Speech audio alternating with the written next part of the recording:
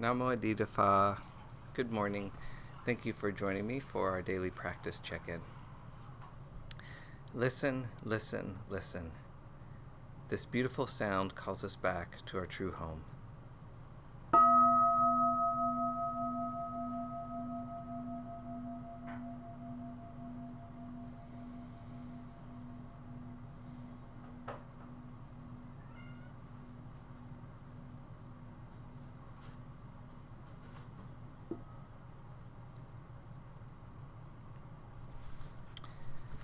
The third mindfulness training.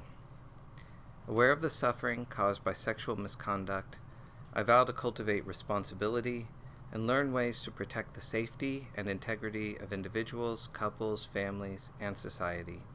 I'm determined not to engage in sexual relations without love and a long-term commitment.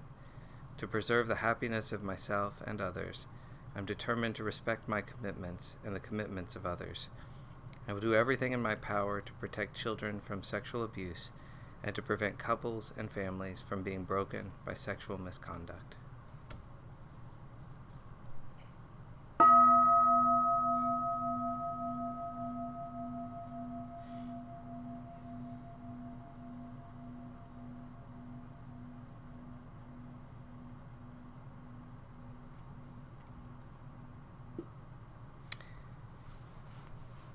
Today we're reading Ajahn Thanissaro's Reflections on Samsara from his book, The Karma of Questions. Samsara literally means wandering on. Many people think of it as the Buddhist name for the place where we currently live, the place we leave when we go to Nibbana. But in the early Buddhist text, it's the answer, not to the question, where are we, but to the question, what are we doing? Instead of a place, it's a process, the tendency to keep creating worlds and then moving into them. As one world falls apart, you create another one and go there. At the same time, you bump into other people who are creating their own worlds too. The play and creativity in the process can sometimes be enjoyable. In fact, it would be perfectly innocuous if it didn't entail so much suffering. The worlds we create keep caving in and killing us. Moving into a new world requires effort, not only the pains and risks of taking birth, but also the hard knocks, mental and physical, that come from going through childhood into adulthood over and over again.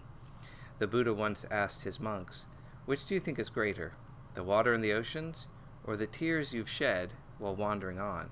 His answer? The tears. Think of that the next time you gaze at the ocean or play in its waves. In addition to creating suffering for ourselves, the worlds we create feed off the worlds of others, just as theirs feed off ours. In some cases, the feeding may be mutually enjoyable and beneficial, but even then the arrangement has to come to an end. More typically, it causes harm to at least one side of the relationship, often to both.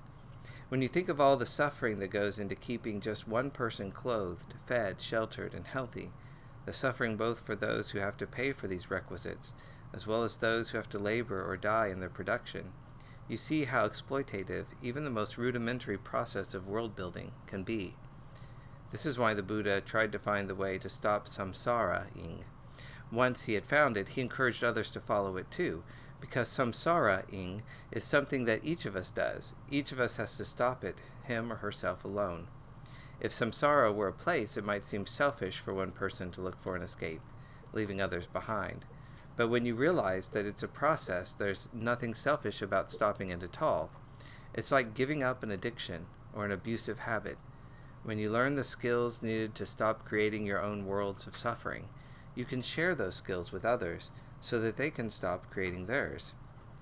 At the same time, you'll never have to feed off the worlds of others, so to that extent, you're lightening their load as well. It's true that the Buddha likened the practice for stopping samsara to the act of going from one place to another, from this side of a river to the further shore. But the passages where he makes this comparison often end with a paradox. The further shore has no here, no there, no in between.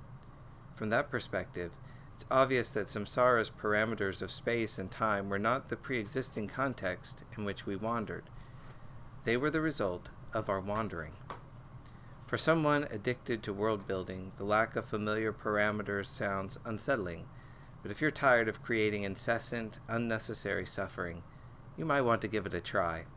After all, you could always resume building if the lack of here or there turned out to be dull. But of those who have learned how to break the habit, no one has ever felt tempted to samsara again.